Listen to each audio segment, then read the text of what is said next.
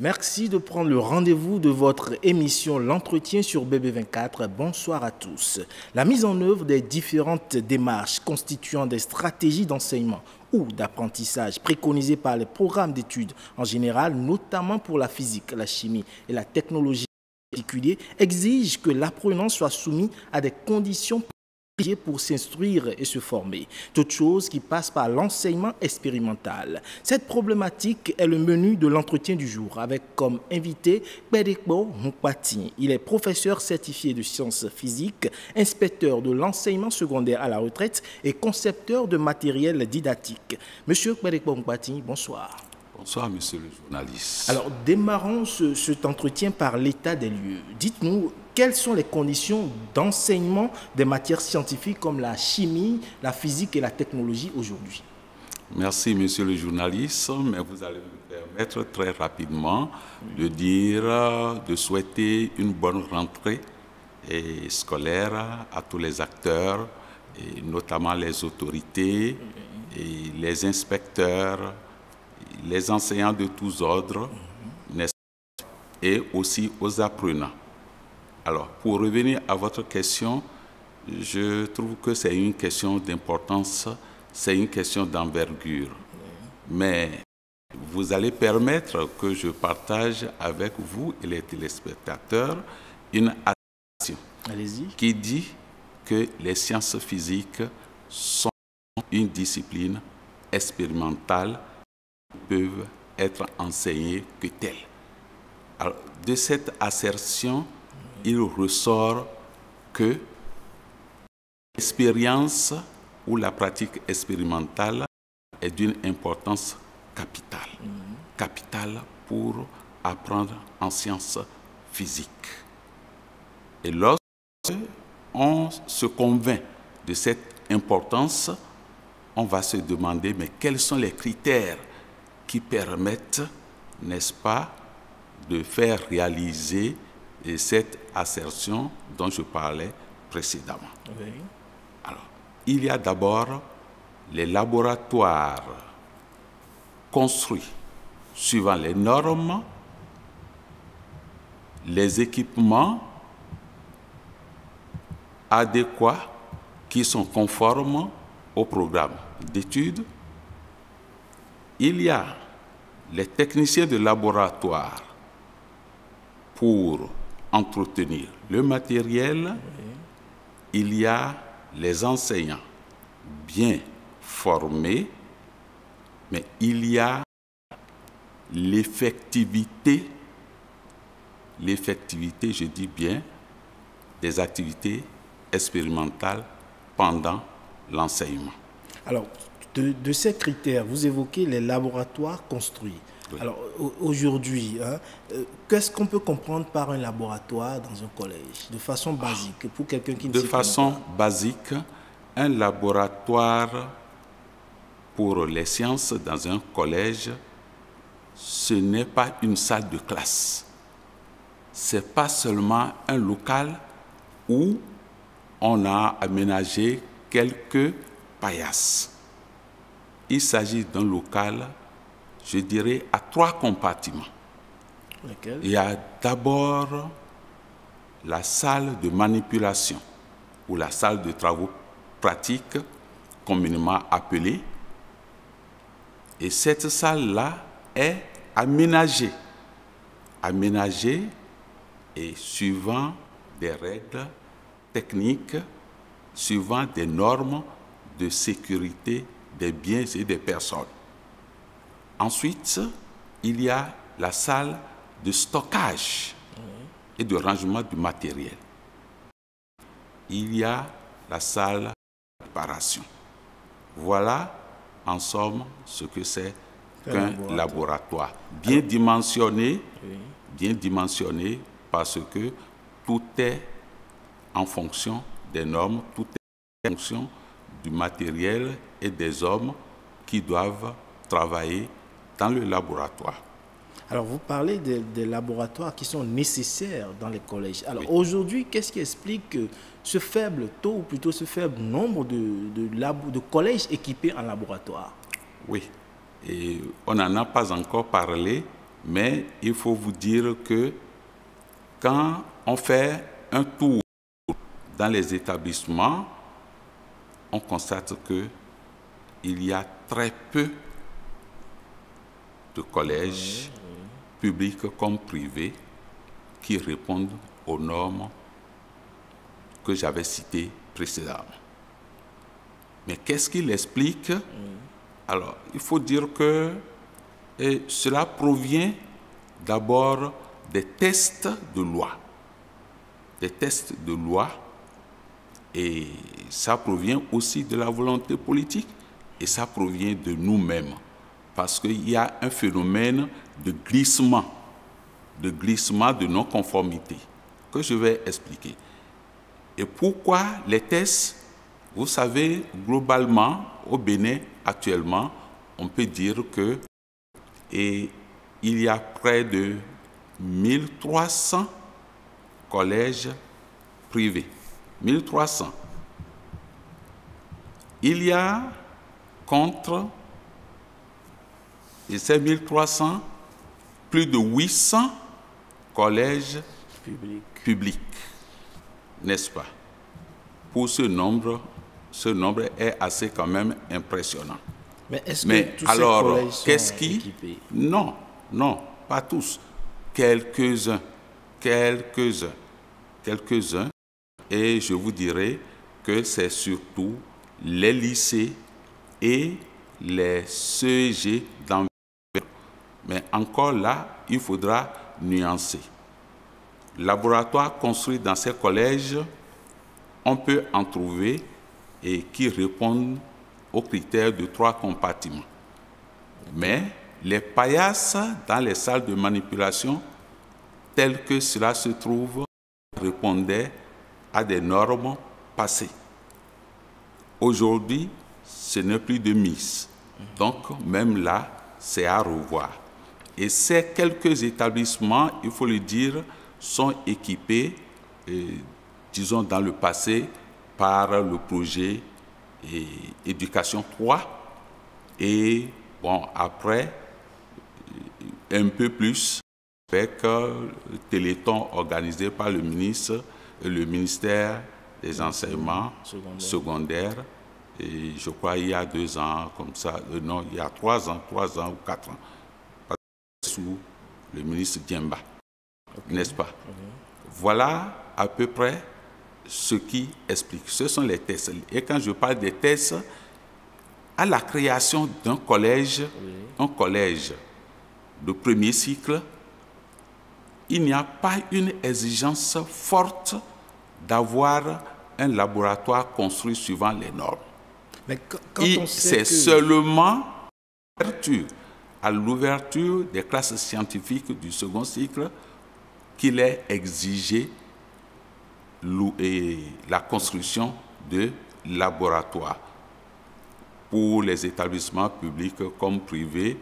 Et lorsque même ça doit s'observer, ce n'est pas avec la rigueur qu'il faut.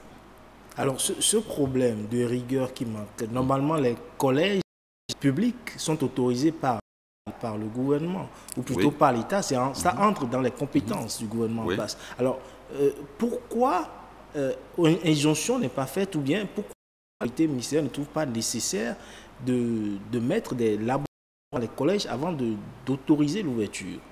Il faut dire que tout le monde est coupable, je vais dire. Parce que les tests sont là.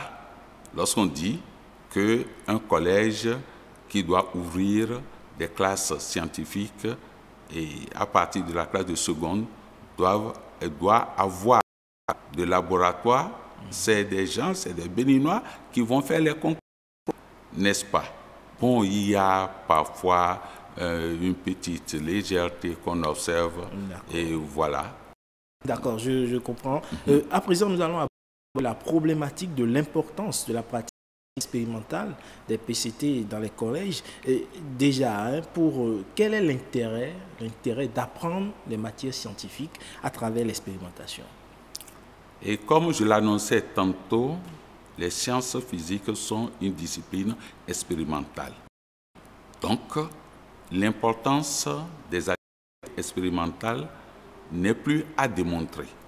Et vous devez comprendre, par tout ce qui se passe autour de vous à la maison, les enfants sont plus attirés et plus motivés par le concret. Quand votre portable est là, ils sont plus intéressés à y toucher, à tripoter l'appareil, et très rapidement, ils apprennent. Pour vous donner ce petit exemple.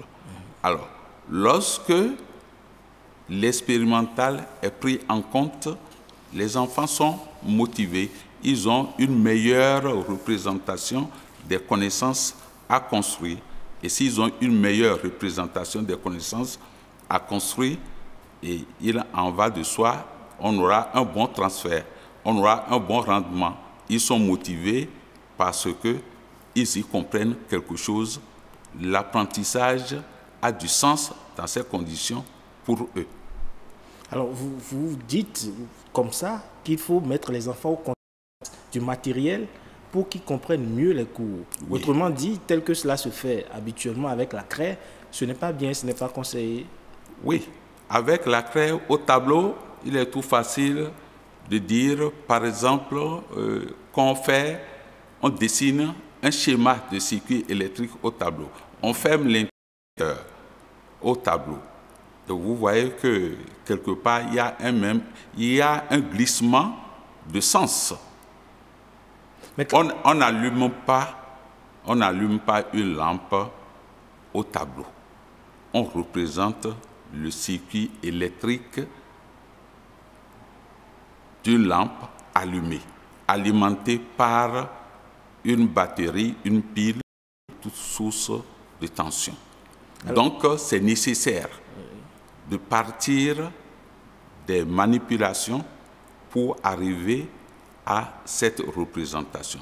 Je vous donne un exemple. La démarche en sciences physiques demande qu'on provoque le questionnement.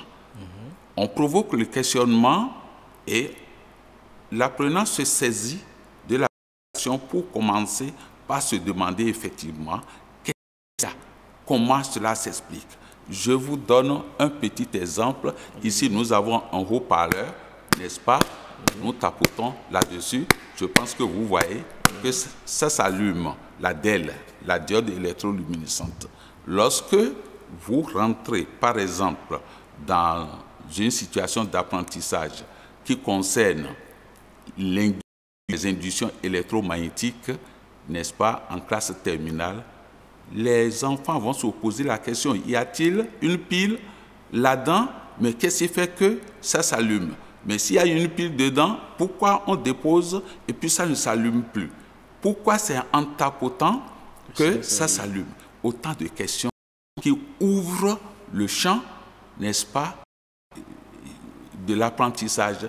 On met la machine à apprendre en jeu, on réfléchit. Et ce n'est que dans le va-et-vient entre la réflexion et la manipulation qu'on peut arriver à comprendre le phénomène et dégager des lois qui font objet d'apprentissage, qui plus tard seront utilisées pour expliquer d'autres phénomènes. Alors, est-ce à dire que parce qu'il n'y a pas le matériel nécessaire à partir de la classe de 5e, habituellement, où on commence à faire la physique, que les apprenants se désintéressent des matières scientifiques aujourd'hui? Oui, permettez que je corrige rapidement quelque chose. Oui, vous avez très bien raison de dire à partir de la classe de 5e. Mais en réalité, aujourd'hui, ce n'est plus à partir de la classe de 5e, c'est à partir de la classe de 6e. Pourquoi? Parce que les élèves, les écoliers à l'école primaire, n'est-ce pas, ont déjà commencé l'initiation aux sciences et à la technologie à travers le champ de formation qu'on appelle EST, éveil scientifique et technologique, n'est-ce pas?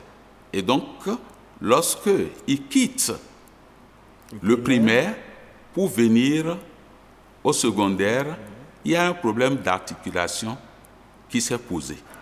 Et c'est pourquoi on a ramené déjà les sciences physiques à partir de la 6e. À partir de la classe de 6e. Donc voilà, c'est ce que je voulais juste corriger à ce niveau-là. Et sur la question du désintéressement des apprenants? Oui, le désintéressement simplement parce que lorsque on doit parler des sciences physiques, on ne met pas en jeu la démarche expérimentale. On ne fait pas manipuler. Vous savez, il y avait au primaire une leçon qu'on appelle leçon de choses, la leçon de choses, n'est-ce pas? Oui. Eh bien, j'emprunte l'intitulé de cette leçon oui. Et pour vous dire que lorsque, en sixième, à partir de la classe de sixième jusqu'en terminale, et même jusqu'à l'université, on doit enseigner les sciences physiques sans la pratique expérimentale. On serait en train de parler de la leçon de choses sans la chose. Enseigner la leçon de choses sans la chose, et on ne peut pas avoir un bon résultat. Les enfants, ne comprenant plus, vont finir par se désintéresser, se démotiver, et c'est ce qui explique que de plus en plus les enfants fuient les séries scientifiques. Mais lorsque on les amène à un jeu, à des jeux, oui. À toucher du doigt, la main à la pâte, ils sont plus intéressés, ils sont plus motivés. Votre portable à longueur de journée peut rester dans les mains de vos enfants sans qu'ils ne soient ennuyés. À votre avis, hein, cette absence de pratique expérimentale peut également être un fort taux d'échec qu'on observe presque à chaque année? Assurément. Je formule l'hypothèse que si il y avait assez du matériel cohérent, du matériel adapté et suffisamment dans presque tous les établissements, les enfants trouveraient du sens à l'apprentissage. Et s'ils trouvent du sens à l'apprentissage, ils donneraient un bon rendement. Et le bon rendement, ça va de la joie à apprendre aux bonnes notes en classe et puis aux bonnes notes aux examens. Et quand on a de bonnes notes aux examens en sciences physiques, on contribue à une réussite globale puisqu'il n'y a pas que les sciences physiques pour faire réussir un élève à un examen. Les sciences physiques contribuent par, disons, leur partition en notes. Alors, vous évoquez si bien l'aspect de la nécessité d'avoir ce qui d'ailleurs nous permet de faire l'ouverture sur la dernière ligne de cet entretien, notamment sur les défis et les perspectives de la pratique expérimentale qui se posent aujourd'hui à l'apprentissage des PCT. Alors, dans le contexte actuel où la qualité du système éducatif préoccupe les autorités au plus haut niveau, que faire pour redonner à la discipline PCT ses lettres de noblesse? Oui, je crois qu'il y a de bonnes perspectives. Oui. Et il y a de bonnes perspectives parce que, d'abord, vous l'avez évoqué, les autorités au plus haut niveau sont préoccupées par la qualité, la bonne qualité, la performance du système éducatif.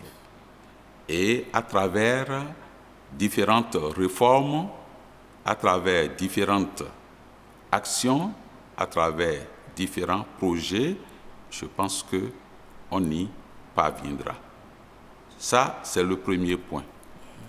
Le deuxième point, je vais dire qu'il y a certaines conditions qui sont déjà réunies. Les conditions réunies, c'est qu'il y a ici, dans ce pays, des compétences qui se sont développées. Et vous avez d'ailleurs une compétence. Vous êtes, je le disais tantôt, que vous êtes concepteur de matériel didactique. Exactement. Et d'ailleurs, sur votre... juste devant vous, on a quelques matériels. Pouvez-vous un peu nous montrer comment ça fonctionne? Ce que vous avez déjà devant vous là. Oui, au fait, j'en arrive. et j'y arriverai. Je vais d'abord vous dire les perspectives. Les perspectives dont on parlait, je disais qu'il y a des compétences. Vous venez de dire que j'en suis une de ces compétences. Oui. Et je ne ferai pas la fine bouche. Je vous dirai que ça fait depuis près de 30 ans et que je suis en train de réfléchir sur comment faciliter l'enseignement-apprentissage en sciences physiques. Ce qui m'avait valu dans le temps, en 1998, un prix d'excellence en innovation technologique, prix donné par la Loterie nationale du Bénin, et que je remercie au passage. Et vous êtes toujours dans cette droite ligne avec vos innovations? Oui, et ça m'a boosté et ça m'a permis de dire qu'il faut continuer. Il faut continuer.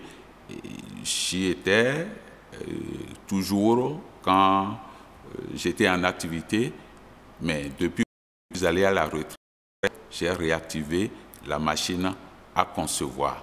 Et aujourd'hui, je peux vous dire que de la conception d'un laboratoire suivant les normes, du suivi, nous en avons la compétence. De la fabrication du matériel didactique, cohérent, adapté au programme d'études, nous en avons la compétence et ce que nous proposons aux enseignants, nous avons la chance d'avoir de bonnes relations avec assez d'enseignants et localement, nous faisons des expériences, nous proposons du matériel que nous remettons aux enseignants, nous les suivons dans la mise en œuvre et nous tirons de bons résultats. Et tout ça, c'est fabriqué localement? C'est fabriqué localement. Et il faut vous dire que, comme l'a dit Philippe Mérieux, lorsque vous optez pour enseigner, vous allez vous dire que vous avez certainement une longueur d'avance sur les enfants, mais vous devez exploiter cette longueur d'avance, n'est-ce pas, en développant de façon continue et en restant dans une posture de pédagogue-chercheur. Comment faire toujours pour faciliter? Et là, créer, n'est-ce pas, des facilitateurs pédagogiques. Je vous donne un petit exemple. Le petit exemple que je vous donne ici, je vous dirais, c'est ce qu'on appelle un modèle moléculaire. Une molécule n'est jamais aussi grosse. Vous voyez, donc c'est exagéré, on ne peut pas voir une molécule.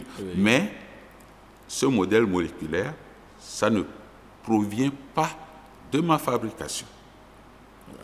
Mais acheter, c'était nécessaire de lui adapter un facilitateur pédagogique, n'est-ce pas, pour que les enfants comprennent exactement ce qu'on entend par les liaisons, n'est-ce pas, liaisons en avant-plan. Montrez ça. Oui, ça, oui, voilà.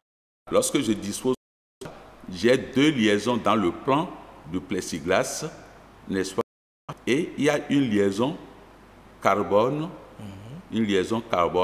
iode, et en arrière, donc venant à vous, et une liaison carbone, brome de mon côté ici. Alors, ça permet, ça, lorsque voilà, on représente, quoi? C'est pour comprendre des symboles de représentation. Oui. Il y a une représentation qu'on appelle la représentation de Cram. Oui. Alors, lorsque vous n'avez pas ce dispositif, et vous avez beau tenir les choses pour expliquer, les enfants ne voient pas. Nous avons fait l'expérience et la compréhension est allée assez vite. Allez alors, sur le second. Ici, oui, vous avez ça un peu. Oui, ici, vous avez un dispositif comprenant la génératrice de bicyclette, oui, et puis des lampes. Et là, vous voyez, c'est le phare et c'est le feu arrière, n'est-ce pas? Oui. Dans les programmes d'études, l'enfant doit comprendre le circuit électrique de vélo. Donc, c'est le circuit électrique de vélo qui est ainsi miniaturisé. Comment ça fonctionne? Et qu'est-ce qui permet au phare ou bien au feu arrière de s'allumer. Alors c'est ici qu'ils vont se poser des questions et comprendre que c'est... Vous voyez? Donc, il faut réfléchir pour voir comment ramener, disons, cette préoccupation de comprendre le circuit électrique du vélo, comment ramener ça sur un petit, voilà, un truc basique, un petit dispositif que les enfants vont manipuler en classe et se poser des questions autour. Et quelque part, c'est que cela doit les inspirer sur la technologie, parce qu'ils vont observer beaucoup de choses, comment le système arrive, comment le système est construit pour entraîner le galet, n'est-ce pas, et qui alimente les deux feux. Ce qui est aussi important ici, c'est que c'est nécessaire de comprendre la différence entre un genre de circuit et un circuit simple qui se réalise avec une boucle. La boucle ici n'est pas visible, c'est un montage unifilaire. C'est une lampe, c'est un fil qui quitte le phare pour venir à la génératrice. Alors, faire la différence entre ce circuit et le circuit ordinaire, introduire la notion de masse électrique. Merci beaucoup à vous, M. Kpedekpo-Mpati. Malheureusement, le temps est presque parti.